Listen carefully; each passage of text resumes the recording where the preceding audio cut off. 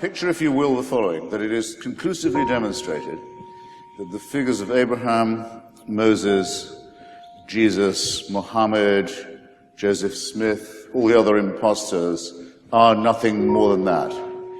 Legendary or mythical or fraudulent figures. Are you going to start screwing in the streets? Are you going to start stealing each other's property? Are you going to start not caring about one another or your children? Are you going to have no source for your ethics and your morals? I submit that this is not so, and that those who said to you that the source of morals and ethics must be in some sense godly or supernatural have been fooling themselves and trying to fool you. If there was no God and if there were no prophets and no revelation, our moral dilemmas would be exactly as they are now. Who doubts it?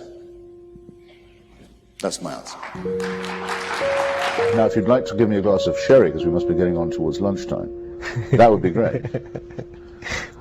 We'll see what we can do. Yes, I don't like being told, especially at a time like this, that it's my duty to love my enemies. People who want to go and love bin Laden can go do it on their own time. They're not to tell me that I'm to do the same, or they're certainly not to tell me that that's moral preaching. No, we have to hate our enemies and try and destroy them before they destroy us. That's a responsibility. To be neutral on such a point, especially if you're a father or if you consider yourself a citizen with duties to his fellow citizens, is wicked and should be described as such. Christianity is masochistic pabulum in that way. It actually disarms those of virtue and leaves them at the mercy of those who are wicked.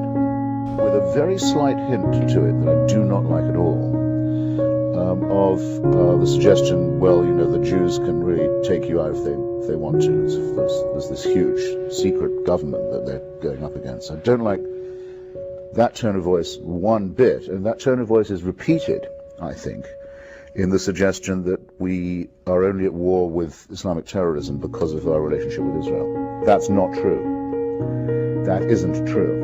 If we broke all relations with Israel, and if the whole of what is now Israel became part of the Palestinian state, we would still be having an extraordinary, harsh and bitter and long-run conflict with the forces of jihadism. Anyone who tries to say, if only we could just dump the Jews, we'd get out of this, is lying to themselves and lying to you, and you should be ashamed of passing that kind of stuff on.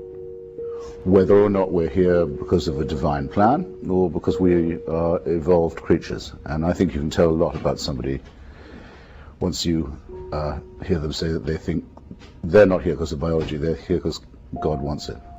All I'm arguing is that we'd be better off without this construct. We'd be better off without the attempt, which is really all it is, by priests and mullahs and rabbis to establish power in the real world, the only world there is or is ever going to be, by claiming that they have divine authority to do so. We have to challenge that politically, by being opposed to theocracy and superstition and indoctrination, but we also have to challenge it root and branch by saying that the authority that it invokes is non-existent.